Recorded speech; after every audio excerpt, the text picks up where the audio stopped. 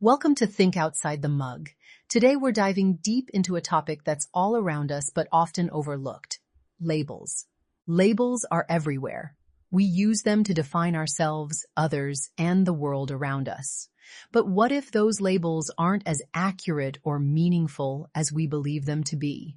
Today, we'll explore how rigid thinking about labels can limit our understanding and keep us stuck in a mental box. I've been thinking about this a lot lately. How easy is it for us to fall into the trap of labeling things, people, or ideas based on a single word or concept? This is not just about political ideologies or societal labels, but it's about how we view people also. From the moment we meet someone, we tend to assign labels, conclusions based on appearance, actions, or single traits. These labels can be anything from tattooed to introverted or even communist. But here's the thing, labels are rarely the full story.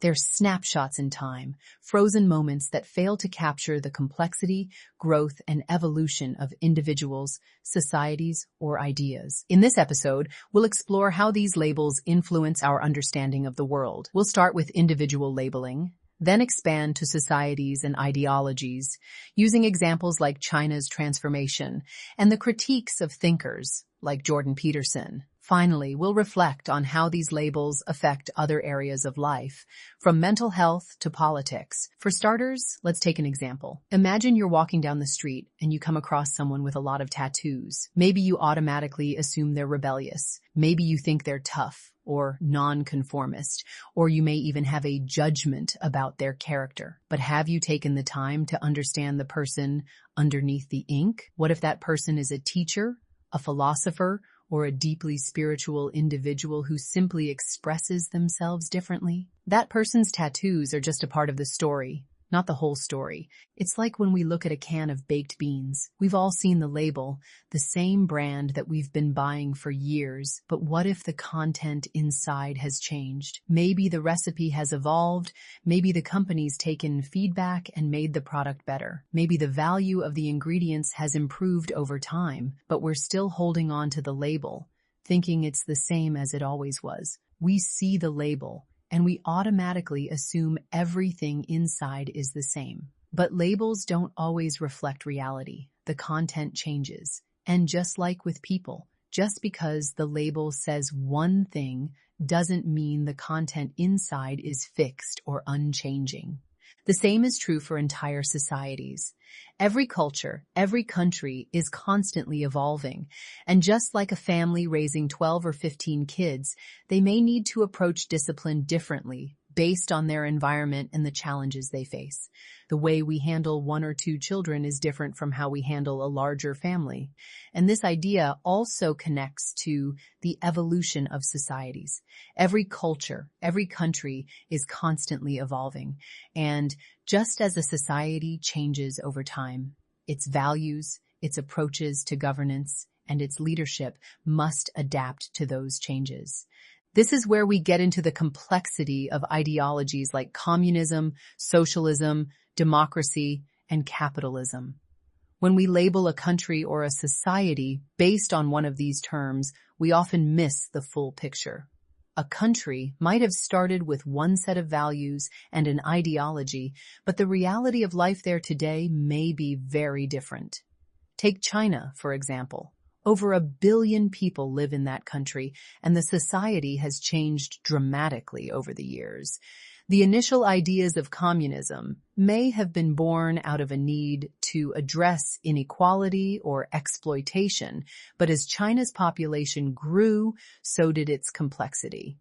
And here's the thing, it's not just about the label we attach to the country, it's about how the country has evolved over time. The ideologies that may have worked in the past might not be what works today. A country with 1 billion people needs a very different kind of leadership and system than a smaller country with a few million. We can't expect all countries to function the same way, and we can't just label them based on a single ideology without considering their unique challenges and context.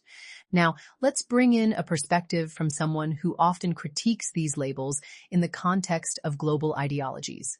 Jordan Peterson, a well-known psychologist and commentator, frequently talks about communism and China, often emphasizing the dangers of ideologies like socialism and communism.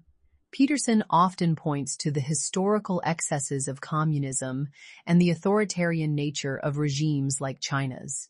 He paints China as an example of a failed communist state that stifles individual freedom. But here's the thing. Peterson is looking at China through a very rigid lens, focusing too much on the label of communism without acknowledging the evolution and the nuanced complexity of what China has become today. The narrative he presents about China might be relevant to a certain time in history, but it fails to recognize the tremendous changes that have taken place in China's governance, economy, and culture. In reality, China is not the same country it was decades ago. While the political structure remains tied to the Communist Party, the economic system has evolved in ways that no one could have predicted. The country has adapted and changed in response to global shifts, market forces, and internal challenges. By fixating on the label of communist, Peterson misses the bigger picture. China has been undergoing a transformation that reflects a unique set of circumstances, and to judge it solely based on its ideological roots is to miss the profound shifts that have taken place. I'd like my audience to understand that I'm bringing up China as an example because it's the most profound and prominent example of a society where labels have been applied on a large scale. This isn't a case study on China itself, but an illustration of how labels can be misleading. China, being the most populous country in the world, is just one example of how this label has been placed on an entire nation and its people. This is the problem with fixating on labels. When we reduce a country to its people, its single word, or its concept, we miss the evolution that's happened underneath. We miss the complexity of what's really going on. And that's dangerous. We start making decisions based on outdated understandings, and we fail to engage with the world as it is today in all its complexity. Now, on a smaller scale, imagine a person who's been overweight for years. We might label them as lazy, as someone who lacks discipline. But what if that person is working on themselves, making progress, and trying to change their habits? What if they've made significant strides but are still in the process of transforming their life? By fixating on the label, we're missing the journey, the process, the evolution of that individual. And this can also apply to mental health labels. A person struggling with anxiety or depression might be labeled as weak or unable to cope with life. But that's not the full story.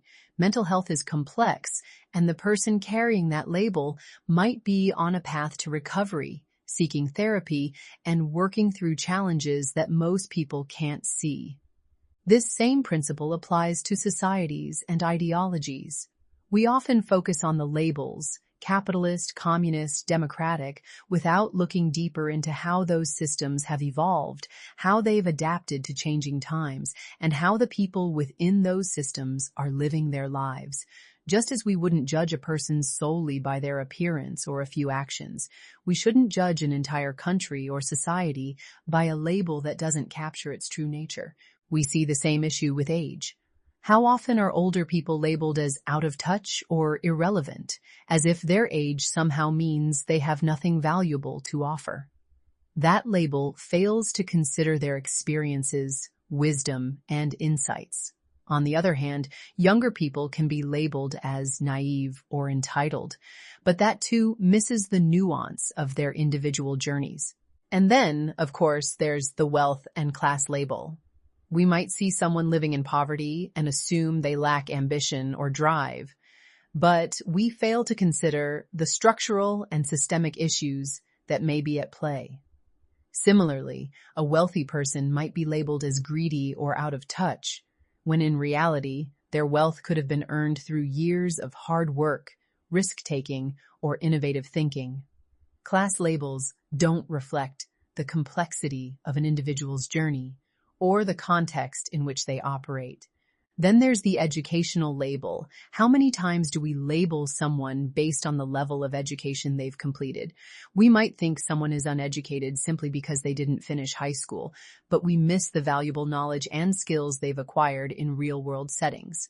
On the other hand, someone with a high academic degree might be seen as a success, but that label doesn't guarantee they possess the practical experience or wisdom needed to navigate the real world. Finally, we get to political labels, and that's where the danger can truly manifest. When we start labeling people, countries, or ideologies as liberal, conservative, left-wing, or right-wing, we risk oversimplifying complex systems and worldviews. Labels like these can divide us, making it harder for us to understand and empathize with one another. We've seen this happen in countries all around the world, where political polarization makes it difficult to engage in meaningful discourse or find common ground. Now, having said all of this, I want to be very clear, because this is where the conversation about labels often gets misunderstood. Moving beyond labels does not mean pretending patterns don't exist. There are moments where labeling isn't narrow-minded, it's necessary. When a behavior shows up consistently over a long period of time and across different situations, that behavior becomes information. In business, for example, if someone repeatedly lies, misrepresents deals, and changes their story whenever accountability shows up, that person isn't just misunderstood. They're a liar in business. Labeling that isn't an attack on character, it's a warning. People deserve to know who they can and can't trust. The same applies to relationships. One mistake doesn't define a person, but when someone has a repeated history of cheating across relationships with patterns of deception and broken trust, that person becomes known as unfaithful. Ignoring that label doesn't make you compassionate, it makes you vulnerable. And then there's manipulation. If someone consistently twists narratives, plays the victim to control outcomes, or uses emotional pressure to get their way, that's not confusion. That's manipulation. Calling it what it is allows people to set boundaries and protect themselves. So the issue isn't labeling itself. The issue is labeling too early or without evidence. Labels are dangerous when they freeze people in time, but they are necessary when they help us recognize patterns and prevent repeated harm. People can change, but patterns must be acknowledged before trust is restored. This brings me to the wisdom of Ali Ibn Abi Talib, the great mystic and sage of the Middle East. He once wisely stated, "Follow principles, not personalities." This is an important reminder when it comes to labels. When we focus on the personality behind the label, we lose sight of the principles that they stand for. Whether it's a politician, a celebrity, or even a thought leader like Jordan Peterson, we must remember that it's the principles they promote that truly matter, not the labels we assign to them.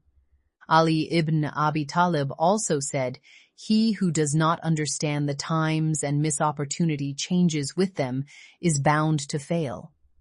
What he meant is that if we refuse to adapt our thinking to the changing world around us, we risk being left behind. The same holds true when it comes to labels. A label that may have made sense in the past might no longer be relevant today. Societies evolve, people change, and the labels we assign to them must evolve too. The key point here is that we must move beyond labels, whether we're talking about people, products, or entire societies. Labels give us a quick way to categorize, but they don't help us understand the deeper truths of what's actually going on. And when we limit ourselves to those labels, we miss the opportunity to engage with the real substance of the world around us. So, as we bring today's podcast to a close, I want to leave you with a thought-provoking question. How many times have you made a judgment based on a label? How many times have you looked at someone or something and immediately categorized it, only to realize later that you missed the full picture? Next time you come across a label, whether it's on a person, a country, or an ideology, ask yourself, what's really going on beneath the surface? What have I missed by focusing too much on the label? And how can I expand my thinking to embrace the complexities and nuances that labels often hide? Thank you for joining me today on Think Outside the Mug. Until next time, remember, don't be fooled by the label. Look beyond it and always seek the deeper truth.